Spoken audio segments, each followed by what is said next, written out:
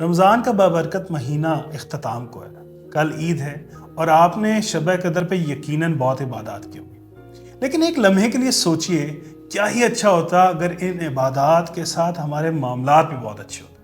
ہمارا مارکیٹ کا لین دین، بلکہ صرف مارکیٹ کا نہیں، اپنے گھر میں اپنے بہن بھائیوں کے ساتھ، اپنے والدین کے ساتھ، اپنے اسپاؤس کے ساتھ لین دین اچھا ہوتا، کوئی نہ ہوتا کلیئر ہوتا، مارکیٹ کے اندر کوئی شخص ہمارے پہ انگلی نہ اٹھاتا کہ آپ نے ہمارے فلانے پیسے دینے، تو کیا ہی اچھا ہوتا۔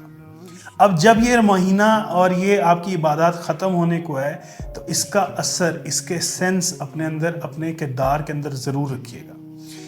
کہنے کو تو یہ ایک مہینہ ہوتا ہے، لیکن اس کی ریفلیکشن پورے سال بلکہ پوری زندگی ہونی چاہیے آپ کے اندر۔ یہی تو اس مہینے کا درس ہے۔ جب یہ مہینہ ختم بھی ہو جائے تو عید کے بعد اپنے معاملات میں ضرور بہتری لے کر آئیے گا، مارکیٹ والوں کو احساس دلائیے گا کہ یہ جو رمضان گزرا ہے یہ آپ کے کردار کے اندر تبدیلی، بدلاؤ چھوڑ کے گیا، اور یہ تبدیلی مثبت ہونی چاہیے، پازیٹیو ہونی چاہیے۔ تبھی تو آپ کا انفلوئنس ایز این اسلام کا ایڈوکیٹ زیادہ اچھا ہوگا۔